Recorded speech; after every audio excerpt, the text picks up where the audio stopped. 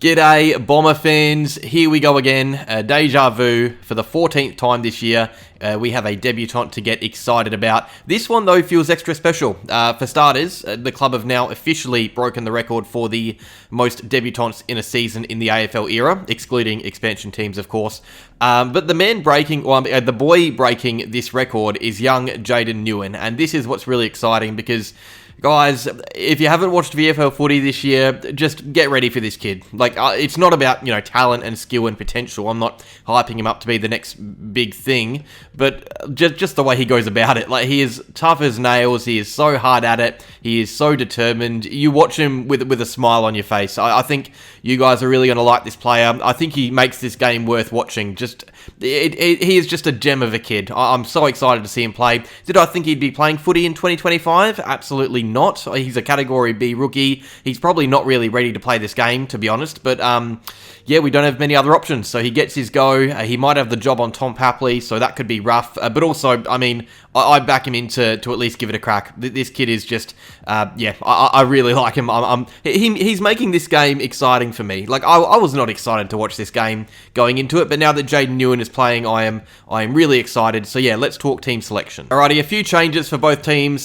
Starting with the Swans, a few injuries. Hamling is out, McLean's concussed, and Will Hayward is also missing. On top of those three forced changes, they have dropped Matt Roberts and former Essendon player Aaron Francis. There is exciting ins, though, for the Swans. Tom McCartan's back, Ollie Florent, Caden Cleary, Peter Laddams, but the big one for me is Jesse Detoli. He is making his debut this weekend against the Bombers. I like this kid a lot. He's a small forward, really exciting small forward. Hyped in last year's draft, so I'm keen to see how he goes. As for the Bombers, Ridley is obviously injured, as we know, out for the season, you'd think. Nate Caddy is also listed as injured. I'm fairly sure it is mostly just groin soreness. But by the way, that may be season over for Caddy. There are talks of him being iced out for the season, put on ice and rested for 2026, which makes sense, I guess, but it's not really what you want to see. Two force changes, then you've got two interesting omissions. We'll talk about those. So Sardell Hawley has been dropped, and so has Zach Johnson, my boy Zach Johnson. The players coming in, you've got Jayden Nguyen, the debutant, lockdown defender, by the way, Jayden Nguyen, in case I didn't say that. A smaller body too. Xavier Dersmer is back, Ben Hobbs returns, and Archer May comes in for Caddy. May was dropped last week, by the way, but it felt like more of a resting than anything because he didn't play in the VFL, and he was banged up the week before. Same with Hobbs. I wouldn't be surprised if that's a similar story with Johnson. Realistically, you've got a defence with 4 first-year players if he stays, and Archie Roberts makes it 5 who have played, just less than 2 years of footy. So I'm not too fussed about the Johnson omission. He's played a fair bit of footy recently and had managed minutes with those sub-performances. I think it might just be managing a young kid, youngest in the comp, in fact. But Sardell Hawley, this is the one I'm really puzzled about. And I don't know, I would have thought he's the better option out of him and Loman Loyal to stay on that wing. Let me know what you guys think down below. There must be a lot that Loyal is doing off the ball that we're not really seeing that the coaches love. I like his effort and intent, but I personally thought that he was struggling a fair bit out there in the last few weeks. So, yeah, it'll be interesting to see how he goes. He's put together quite a few games actually now, Loman Loyal, so his hope of a contract extension is getting better. I personally thought Sard deserved to go more. I'm a bit confused about this one. Just the one game and then forced out of the team. It's not like he can really, Dersmer can come in for anyone else. You want to be going like for like, but I feel like Sard, I don't know. The Johnson one is managed minutes, I think, for a young player. I don't mind that, and you guys know I'm a big fan of Zach Johnson, and it gives Nguyen a go in the process. But I find it really hard to justify dropping Sard and keeping Loman Loyal in the team, even with Dersmer coming back. So, I don't know. You guys tell me in the comments below. Let me know what you guys think, but let's go through the teams themselves. Alrighty, Sydney, you go through their team. It's pretty strong at its best. The back line's solid. McCartan makes it a lot better. He's great. He's joined by Dane Rampy, former All-Australian, Nick Blakey, the Lizard, he's a dangerous player, Callum Mills, or Callum Wills, as I had him in my preview. You move up, you've got Jake Lloyd on one wing, he's very experienced, and then you've got the left footer, Braden Campbell, on the other. The midfield's really strong. Warner, Heaney, Goulden, and Grundy in the ruck. That's a very strong, core group. Not a lot after it, but you've got Jordan, who I think will be tagging our captain, Zach Merritt. The forward line is probably the weakest just due to injury at the moment. Jack Buller leads the line. Papley is a star, but the rest it's a bit iffy. So, yeah, I mean, some players to watch out for. Blakey could kill us. He can kill most teams. Anyone in that midfield can turn it up and destroy us. Grundy and Goldstein going at it could be interesting too. Papley, I mean, if he plays on Jayden Nguyen, because remember, McGrath is probably being forced to play in the guts again, so...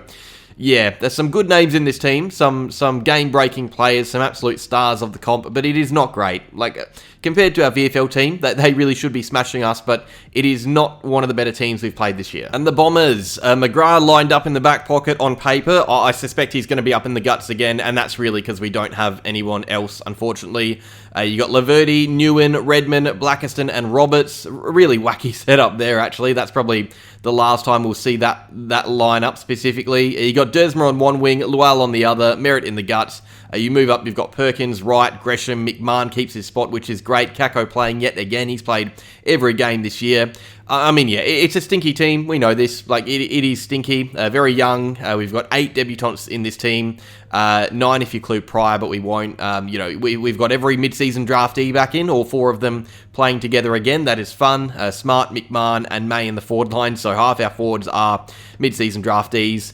I think the interesting thing now is going to be how these guys who are under pressure from a contract viewpoint go. So that's what I'm going to be watching to really end the year. So on screen there, we've got 9 players out of contract and a few others who are possibly in line to be traded. So, yeah, really, these last few games for these guys, Laverty, Shield, Goldstein, even the younger ones like Lual, McMahon, and Smart, it's all about how they go to end the year and to see if they can get that contract extension to keep their AFL dream alive. So all eyes are going to be on these guys. I'm going to be watching Liam McMahon and Oscar Smart very closely, seeing what they offer us.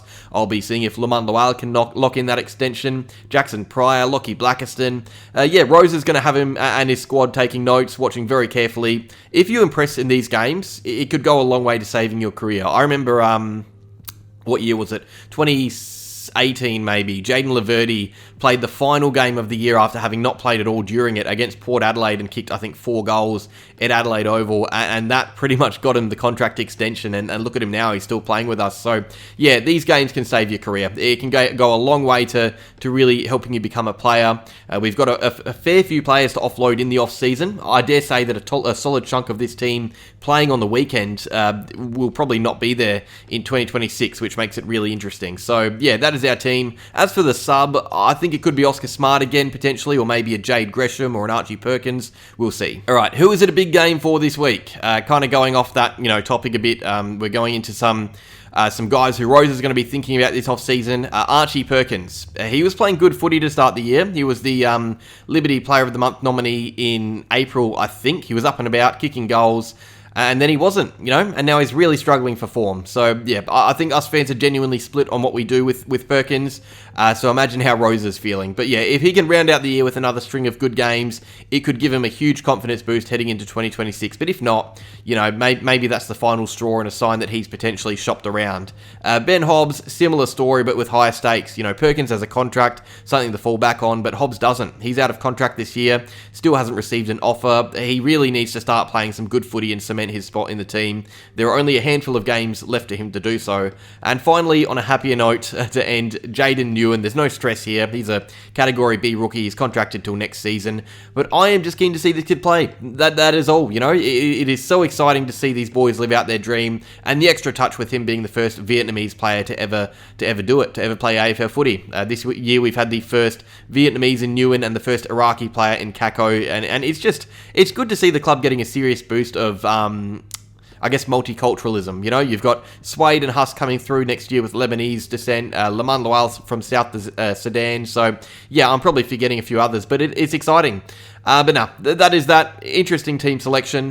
Gutted to lose Ridley and Caddy. Excited to see Nguyen. Confused about Sard.